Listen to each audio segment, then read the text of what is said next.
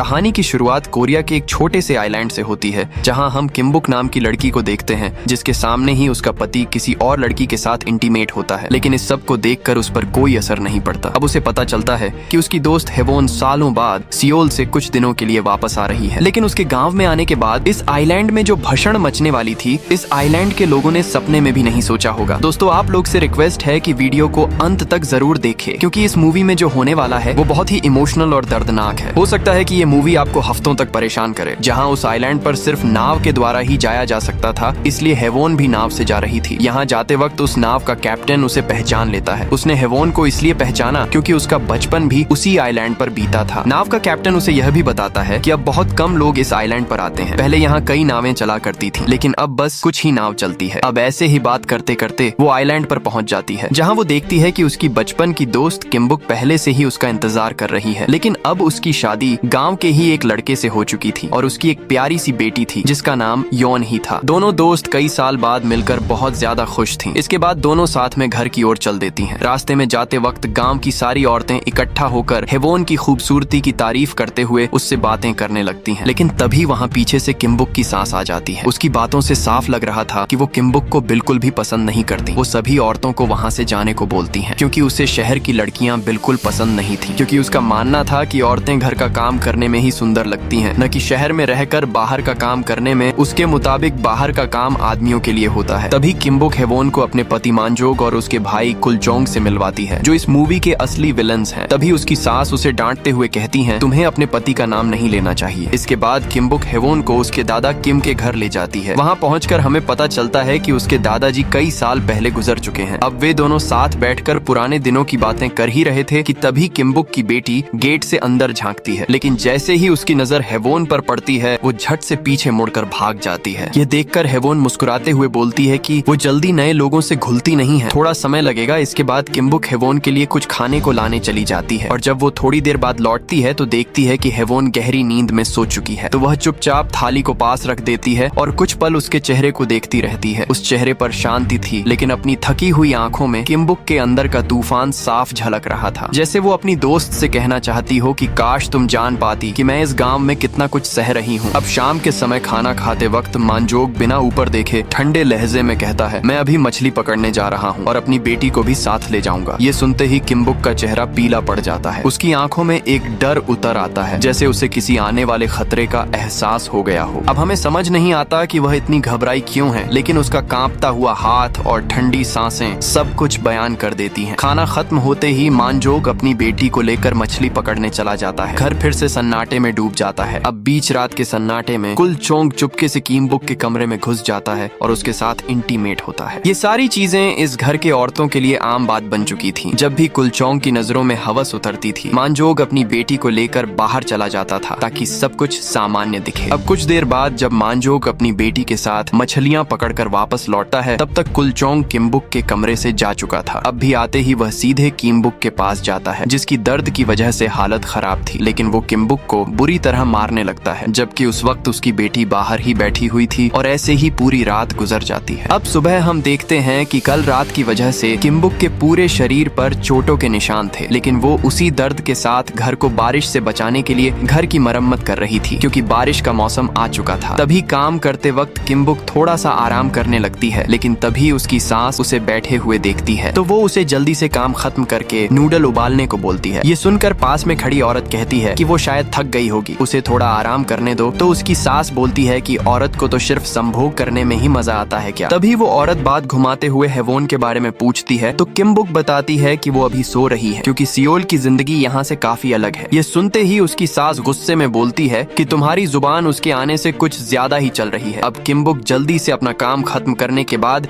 हेवोन के लिए खाना ले जाती है। अब खाना खाते ही हेवोन को अपने बचपन के दिन याद आ जाते हैं, मगर वो कहती है कि कल से तुम खाना मत लाना, मैं खुद ही खाना बना लूंगी। अब खाना खाने के बाद किम्बुक कहती है कि मैं तुम्हारे कपड़े धो देती हूँ। तो हेवोन उससे पूछती है कि यहाँ पर कोई धोबी नहीं है क्या। तो किम्बुक मुस्कुराकर बोलती है कि यहाँ पर धोबी का क्या काम है, यहाँ सब काम खुद ही करना पड़ता है। दरअसल किम्बुक कभी इस गांव से बाहर नहीं गई थी, इसलिए उसे नहीं पता था कि बाहर की दुनिया की जिंदगी कैसी होती है। लेकिन वो नहीं चाहती थी कि उसकी बेटी की जिंदगी भी यहाँ रहकर बर्बाद हो जाए, और इस बात को लेकर उसने कई बार हेवोन से अपनी बेटी के बारे में बात करने की कोशिश की थी, लेकिन हेवोन ने उस पर ज्यादा ध्यान नहीं दिया। फिर वो वो कपड़े धोने चली जाती है, जहाँ वो कपड़े धोते वक्त हेवोन के कपड़ों को अपने ऊपर ट्राई करती है। उसे देखकर ऐसा लग रहा था कि जैसे उसने अपनी जिंदगी में बहुत कुछ खो चुकी है। और अगले दिन हम देखते हैं कि मांजोक शहर से अपने साथ एक लड़की को लाता है और वो किम्बुक के सामने ही उसके कमरे में ही इंटीमेट हो जाता है। लेकिन किम्बुक को इस बात पर कोई असर ही नहीं पड़ता। वो बस चुपचाप खाना खाते रहती है, जैसे उसने उनको देखा ही नहीं। तभी हेवोन योनी के साथ वहाँ आ जाती है। किम्बुक जब दोनों को वहाँ देखती है तो उसके चेहरे का रंग उड़ जाता है और वो जल्दी से उनके पास जाकर हेवोन से कहती है, तुम जल्दी से योनी को यहाँ से लेकर चली जाओ। लेकिन हेवोन ने उस लड़की और मांजोक की आवाज सुन लेती है। वो समझ गई थी कि अंदर क्या चल रहा है। उसे यह सब बहुत अजीब और असहज लगता है कि आखिर किम्बुक उसे रोक क्यों नहीं रही है। लेकिन किम्बुक के रिक्वेस्ट करने पर वो योनही को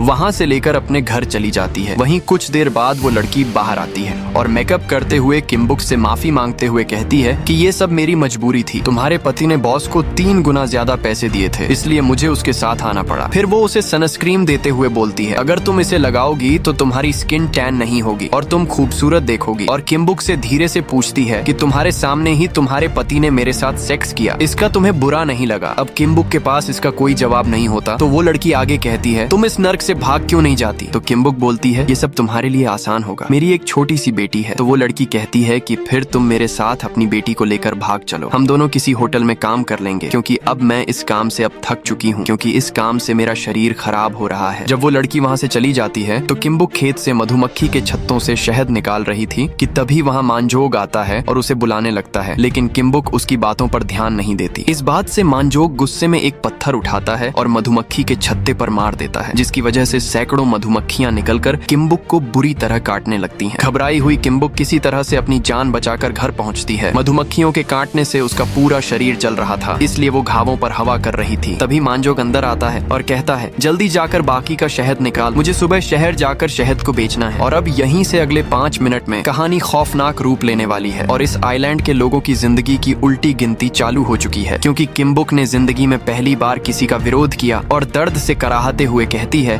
कि मेरा शरीर अभी जल रहा है, इसीलिए मैं थोड़ी देर बाद शहद निकालने जाऊंगी। ये सुनकर मांजोग आग बबूला हो जाता है और वो उसे जोर से मारते हुए उसके घाव पर तीखी चटनी लगाने को देता है। यह देखकर किम्बुक बुरी तरह कांप उठती है और आंखों में आंसू लिए वो सीधा उठती है और हेवोन के पास चली जाती है। इस वक्त हेवोन योगा कर रही थी। उसे किम्बुक की ऐसी हालत देखकर बहुत बुरा लगता है, लेकिन तभी वो पूछती है, तुम्हारा पति किसी और औरत के साथ इंटीमेट हुआ, वो भी तुम्हारे सामने, और तुमने उसे रोका क्यों नहीं? तो किम्बुक इस बात को टालने के लिए तुरंत उससे सियोल के बारे में पूछने लगती है। तो हेवोन बताती है, सियोल में सब अपनी जिंदगी खुद जीते हैं, वहाँ किसी को किसी की परवाह नहीं होती, लेकिन हर कोई अपने फैसले खुद लेता है। तो किम्बुक एक्साइटेड होकर पूछती है कि क्या मैं भी अपनी जिंदगी खुद जी सकती हूँ? तो हेवोन मुस्कुराते हुए बोलती है कि अब तुम बड़ी हो गई हो, तुम्हें अपने फैसले खुद लेने चाहिए। अब कुछ देर बात करने के बाद किम्बुक घर लौट आती है और सूखे हुए कपड़े समेटने लगती है। लेकिन अभी जो वो देखने वाली है उसने सपने में भी नहीं सोचा होगा कि तभी उसे मांजोग की जेब से उसकी बेटी का अंडरगारमेंट मिलता है। उसे देखकर किम्बुक के चेहरे का रंग उड़ जाता है। वो समझ चुकी थी कि मांजोग की गंदी नजर अब अपनी बेटी पर है। वो घबराई हुई अपनी बेटी के कमरे की तरफ दौड़ती है। वहाँ वो देखती है कि योन ही मेकअप कर रही थी। इस बात पर किम्बुक गुस्से में बोलती है कि क्या तुमने ये सब उस लड़की से चुराया है? तो उसकी बेटी धीरे से कहती है, नहीं माँ, ये सब पापा ने मुझे दिया है, क्योंकि पापा मुझसे प्यार करना चाहते हैं, इसलिए मुझे सुंदर दिखना पड़ेगा। ये सुनकर किम्बुक का दिल जैसे थम जाता है और उसने तुरंत उसे गले से लगा लिया। मगर तभी मांजोग कमरे में आ जाता है और बिना कुछ कहे किम्बुक को जोर से एक लात मारता है, जिससे वो वहीं जमीन पर गिर जाती है। लेकिन अभी भी मांजोग का गुस्सा शांत नहीं होता, तो वो किम्बुक के ऊपर नैन पॉलिश फेंकते हुए कहता है कि तुम्हें मेरी बेटी से जलने की कोई जरूरत नहीं है, ये सब मैंने ही उसे लाकर दिया है, और उसको वहाँ से जाने के लिए कहता है। लेकिन तभी किम्बुक जाते वक्त देखती है कि मांजोग अपनी बेटी को गलत तरीके से छू रहा है। यह देखते ही उसकी आंखों में खून उतर आता है और वो बगल में रखी धारदार हंसियां उठाकर सोचती है कि आज वो उसे मार डालेगी। लेकिन किस्मत से अगले ही पल वो देखती है कि मांजोग अब उसे नहीं छू रहा है, इसलिए उस वक्त वो अपने दिल को काबू कर लेती है और उसे मारने का ख्याल छोड़ते हुए हंसियां नीचे गिरा देती है। लेकिन उसी पल उसने ठान लिया कि वो अपनी बेटी को इस दरिंदे और इस गांव दोनों से अपनी बेटी को दूर ले जाएगी। इसलिए वो तुरंत ही हेवोन के पास जाती है, जहां हेवोन सियोल वापस जाने की तैयारी कर रही थी, क्योंकि उसकी छुट्टियां अब खत्म हो गई थीं। अब हेवोन अचानक किम्बुक को अपने सामने ऐसे खड़ा हुआ देखकर एकदम डर जाती है, क्योंकि उस वक्त उसके चेहरे पर वही लाल रंग की नैन पॉलिश लगी हुई थी, जिसे देखकर उसे लगा कि वो खून है। तभी किम्बुक कांपती आवाज में बोलती है, तुमने 15 साल पहले मुझसे वादा किया था कि एक दिन तुम मुझे अपने साथ सियोल ले जाओगी, और अब वो समय आ गया है कि तुम मुझे और मेरी बेटी को अपने साथ सियोल ले चलो। हम यहाँ अब और नहीं रह सकते। ये सुनते ही हेवोन हैरान होकर पूछती है कि आखिर तुम सियोल जाना क्यों चाहती हो। ये सुनते ही किम्बुक समझ जाती है कि हेवोन उसे अपने साथ नहीं ले जाएगी, तो वो रोते हुए कहती है कि तुम बस मेरी बेटी को अपने साथ ले जाओ, वो अब यहाँ सुरक्षित नहीं है। अब हेवोन सच्चाई जानने के लिए उस पर दबाव डालते हुए बोलती है कि पहले तुम सच्चाई बताओ,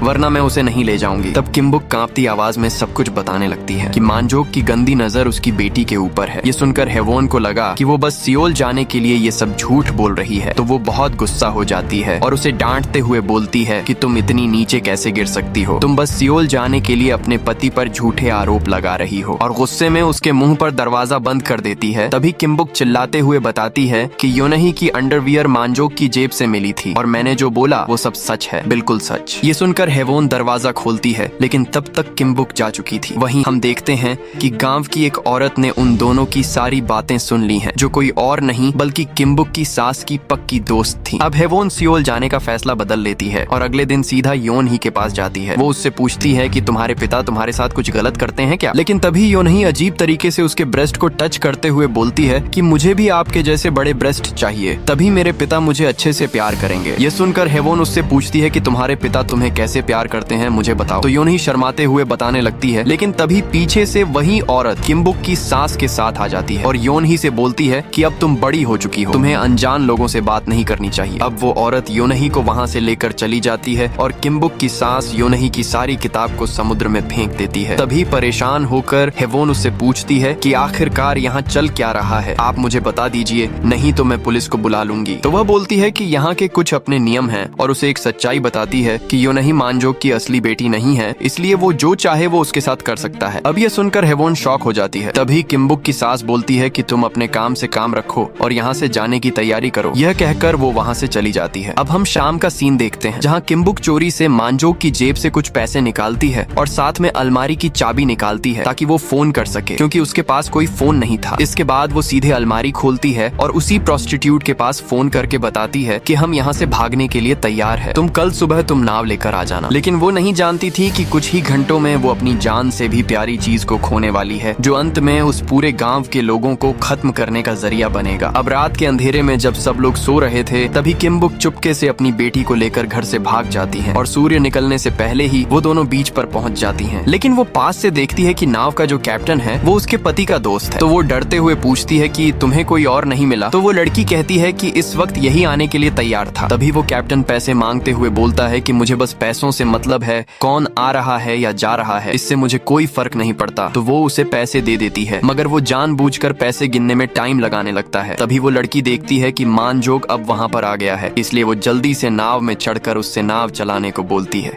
लेकिन वो नाव को बिल्कुल भी नहीं चलाता। तभी मानजोक वहाँ आकर किम्बुक को बालों से पकड़कर घसीटते हुए ले जाने लगता है। यह देखकर वो लड़की गांव वालों से मदद मांगती है, लेकिन तभी उसकी सास सबको मना करते हुए बोलती है कि इसने जो अपराध किया है उसकी सजा इसे मिल रही है। मगर तभी योनही मानजोक के पैरों में गिरकर उससे माफी मांगते हुए बोलती है कि पापा आप मम्मी को छोड़ दो, अब मैं पूरी जिंदगी आपके साथ ही रहूंगी और कभी भी नहीं भागूंगी। लेकिन वह उसे भी बुरी तरह से पीटते हुए बोलता है कि मैं तुम्हारा असली बाप नहीं हूँ, इसलिए तू मुझे छोड़कर जा रही थी। ये सुनकर किम्बुक का दिमाग खराब हो जाता है और वो गुस्से में चिल्लाते हुए बोलती है कि मुझे भी नहीं मालूम कि ये किसकी बेटी है, क्योंकि इस गांव के हर एक कमीने ने मेरा बलात्कार किया है, तो मैं कैसे बताऊं कि ये किसकी बेटी है। ये सुनकर मानजोक को और गुस्सा आ जाता है और उसे फिर से पीटने लगता है। तभी योनही उसे रोकने के लिए उसके पैर में दांत से जोर से काट लेती है, तो वह गुस्से में आकर उसे जोर से धक्का मारता है, जिसकी वजह से उस बच्ची का सिर एक पत्थर से टकरा जाता है और उसके सिर से खून की धारा गिरने लगती है और कुछ ही देर में हैवी ब्लीडिंग होने के कारण उसकी तुरंत मौके पर ही मौत हो जाती है। ये सब देखकर भी मानजोक और उसकी सास को जरा भी दुख नहीं हुआ। दूसरी तरफ कुलचोंग उस लड़की को अपनी हवस बुझाने के लिए उसे झाड़ियों के पीछे जबरदस्ती लेकर चला जाता है। वहीं किम्बुक अपनी बेटी के मौत से बिल्कुल पागल हो जाती है। उसे विश्वास नहीं हो रहा था कि उसकी एकलौती बेटी जो उसके जीने का सहारा थी वो अब उसे छोड़कर जा चुकी है। अब मानजोक योनही की मौत को कंफर्म करने के लिए एक डॉक्टर को बुलाता है और जब डॉक्टर आकर उसे चेक करता है तो वह सच में मर चुकी थी। अब बाहर आकर वह उनसे पूछता है कि आखिर इस बच्ची के शरीर और सिर में चोट कैसे लगी, मुझे साफ साफ बता दो, नहीं मैं पुलिस को बुला दूंगा। तो जल्दी से उसकी सास बोलती है कि किम्बुक ने ही अपनी बेटी को मारा है, लेकिन वह डॉक्टर किम्बुक से उसकी सच्चाई पूछता है तो किम्बुक बताती है कि ये सच नहीं है, बल्कि मेरे पति ने मेरी बेटी को मारा है। उसने उसे खूब मारा और उसे जोर से पत्थर पे धक्का दिया, जिससे उसकी मौत हो गई। ये सुनकर मानजोक उसे मारने के लिए जाता है, लेकिन तभी डॉक्टर उसे रोक लेता है तो मानजोग एक कहानी बनाते हुए बोलता है कि यह मेरी प्यारी बेटी को मुझसे दूर करना चाहती थी, इसीलिए यह पैसे लेकर सियोल भाग जाना चाहती थी, लेकिन मेरी बेटी मेरे साथ रहना चाहती थी, इसलिए इसने गुस्से में आकर मेरी बेटी को मार दिया। तभी इस बात पर गांव के सभी लोग कहते हैं कि मंजोग सच कह रहा है, क्योंकि वो सभी मानजोग को बचाना चाहते थे। अब न चाहते हुए भी डॉक्टर को मानजोग पर भरोसा हो जाता है, लेकिन तभी वो हेवोन से पूछता है कि तुम योनही की मौत के वक्त कहाँ पर थी? तो वो बताती है कि मैं सो रही थी और मुझे नहीं मालूम कि उसे किसने मारा है। यह सुनकर किम्बुक पूरी तरह टूट जाती है। तो डॉक्टर बोलता है कि ठीक है, मैं इस लड़की का डेथ सर्टिफिकेट बना देता हूँ। अब काम खत्म करने के बाद वो वहाँ से जाने के लिए निकल जाता है, जहाँ जाते वक्त उसकी सास उस डॉक्टर को ताजी सब्जियां और शहद देती है और मानजोग उसे अपना मुंह बंद रखने के लिए पैसे देता है, क्योंकि उसे लग रहा था कि शायद डॉक्टर को उस पर शक हो गया है और इसलिए उसने डॉक्टर को घूंस दिया, क्योंकि मानजोग जेल नहीं जाना चाहता था। अब इसके बाद वे सब डॉक्टर को विदा करने लगते हैं, लेकिन तभी डॉक्टर बोलता है कि हेवोन भी मेरे साथ सियोल जाने वाली है। यह सुनकर वे सभी डर जाते हैं कि कहीं वह डॉक्टर को सारी सच्चाई बता न दे, इसलिए वे जल्दी से उन्हें विदा करते हुए बोलते हैं कि हेवोन ने उनसे कहा है कि वो सियोल कल जाएगी, तो वो डॉक्टर वहाँ से चला जाता है। लेकिन हेवोन जब तैयार होकर कुछ देर बाद जब बीच पर जाती है, तब तक नाव जा चुकी थी, तो वह कल जाने का डिसाइड करती है। अब शाम को कुलचोंग हेवोन को अपने हवस का शिकार बनाने के लिए एक खतरनाक प्लान बनाता है। वह खुद हेवोन के लिए खाना बनाता है और चुपके से उसमें नशीली पत्तियों को उबालकर उसे खाने में मिलाकर हेवोन को देने चला जाता है। अब खाना देखकर हेवोन को लगता है कि शायद यह खाना किम्बुक ने उसके लिए भेजा है और उसे उस पर बिल्कुल भी शक नहीं होता कि इस खाने में नशीली दवा मिली है। तो वह बोलती है कि उसे मेरी तरफ से किम्बुक धन्यवाद बोलना और खाना खाकर सो जाती है। अब शाम को कुलचोंग चुपके से उसके पास आता है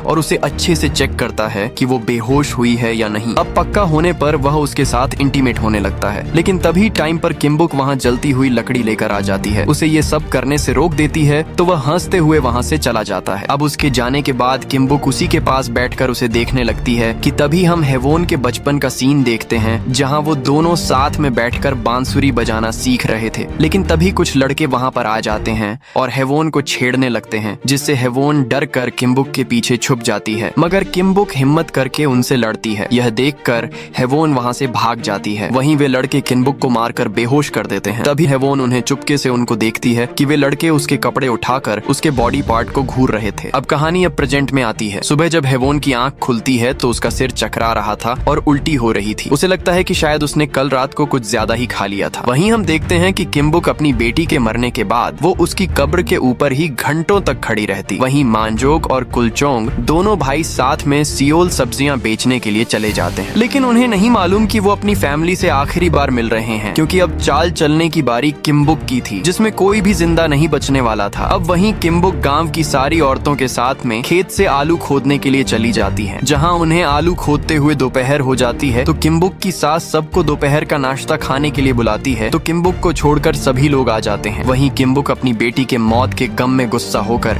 तेजी से आलू खोद रही होती है कि अगर उसके सामने कोई आ जाए तो वो उसे जान से मार दे। ये सब देखकर गांव की औरतों को उसकी चिंता होने लगती है, लेकिन किम्बुक की सास कहती है कि अगर वह काम करती रहेगी तो उससे वो अपनी बेटी के गम को जल्दी भूल जाएगी, यही उसके लिए सही है। इतना कहकर वो सभी के लिए मछली लाने के लिए चली जाती है। वहीं हम किम्बुक को देखते हैं, जो इतने गुस्से में आलू खोद रही थी कि उसे दर्द महसूस ही नहीं हो रहा था। इसी वजह से वो लगातार उस कड़ी धूप में आलू खोद रही थी। उसके दिमाग अलग ही हलचल मच रही थी। वहीं बाकी औरतें मजे में गाना गाते हुए शीतल छांव में खाने का आनंद ले रही थी। अब किम्बुक को तेज धूप में काम करते हुए कई घंटे बीत जाते हैं और आलू को इकट्ठा करने के बाद अब टाइम आ गया था कि किम्बुक अपने उस खूनी और भयानक खेल को शुरू करे। इसके लिए सबसे पहले वो औरतों के पास आती है और पानी पीते हुए बोलती है कि सूरज ने अभी मुझसे बात की। यह सुनकर वे सभी उसके ऊपर हंसने लगती हैं, लेकिन तभी किम्बुक हंसिए से सीधे ही एक औरत की गर्दन फाड़ देती है, जिससे वो दर्द से तड़पते हुए वहीं मर जाती है। बाकी औरतें अपने सामने इतना भयानक मंजर देखकर डर के मारे एक औरत वहाँ से भागने की कोशिश करती है, लेकिन किम्बुक उसे भी जान से मार देती है। अब यह देखकर उसकी सास की पक्की चुगलखोर दोस्त वहाँ से भागकर झाड़ियों के पीछे छुप जाती है। वही किम्बुक अपने ससुर को कुछ नहीं करती, क्योंकि एक वही था जिसने कभी भी किम्बुक पर अत्याचार नहीं किया, मगर वह भी डर के मारे कुछ कर ही नहीं पा रहा था। तो किम्बुक सीधे ही उस औरत को मारने के लिए चली जाती है, जहाँ वह झाड़ियों के बीच छुपी हुई थी। लेकिन जब वो किम्बुक को अपने सामने खड़ा देखती है तो डरते वह उससे माफी मांगने लगती है, मगर किम्बुक उसे मारते हुए बोलती है कि सूरज ने मुझे कहा था कि अगर मैं तुम लोगों को नहीं मारूंगी तो मैं बीमार हो जाऊंगी। यह कहकर उसे भी वहीं काट कर मार डालती है और अब उसके चेहरे पे डर का कोई नामो निशान नहीं था। था। आज वो बिल्कुल अलग थी। उसे बस अपनी बेटी के हथियारों से बदला लेना था, इसलिए वह वहीं पे खड़ी होकर अपनी सास का इंतजार कर रही थी। तभी कुछ देर बाद उसकी सास मछलियां लेकर आती है, लेकिन वह दूर से ही ये सारा डरावना मंजर देख लेती है कि किम्बुक ने उसके पति को छोड़कर बाकी गांव की सभी औरतों को जान से मार दिया है। ये देखकर वो डर जाती है और वहाँ से चुपके से भाग जाती है और तभी बारिश भी शुरू हो जाती है। अब काफी देर इंतजार करने के बाद जब उसकी सास वहाँ पर नहीं आती तो वह उसे घर पर खोजने चली जाती है, लेकिन वो उसे वहाँ भी नहीं मिलती। तो किम्बुक उसे पूरे गांव में खोजने लगती है और खोजते खोजते सुबह हो जाती है। वहीं हम हेवोन को देखते हैं जो नाव वाले को फोन करने के लिए नेटवर्क की तलाश में उस टावर के पास जाती है। वहाँ वो देखती है कि किसी ने उस टावर की केबल को काट दिया है। वहीं हम किम्बुक को देखते हैं जो तेजी से कैंची में धार लगाने के बाद हमेशा की तरह आज भी अपने ससुर के बाल काटने लगती है। वहीं दूसरी तरफ हेवोन को किम्बुक की सास पीछे से अचानक पकड़ लेती है, जिससे वो डर से चिल्ला उठती है और उसकी चीख को किम्बुक भी सुन लेती है। अब हेवोन उससे पूछती है कि आप इतनी ज्यादा किस चीज से डर रही हैं? वह इतनी ज्यादा डरी हुई थी कि बोल भी नहीं पा रही थी, लेकिन उसने खुद को शांत करते हुए बोलती है कि किम्बुक पागल हो गई है, उसने गांव की सभी औरतों को मार दिया है। तभी वहाँ पर किम्बुक आ जाती है और हेवोन को एक थप्पड़ मारकर बेहोश कर देती है और अपने सास को मारने के लिए उसका पीछा करने लगती है। जहाँ उसकी सास भागते हुए पहाड़ी के एक कोने पर पहुंच जाती है, उसके पास अब भागने का कोई रास्ता नहीं बचा था। और जब किम्बुक उसे मारने ही वाली होती है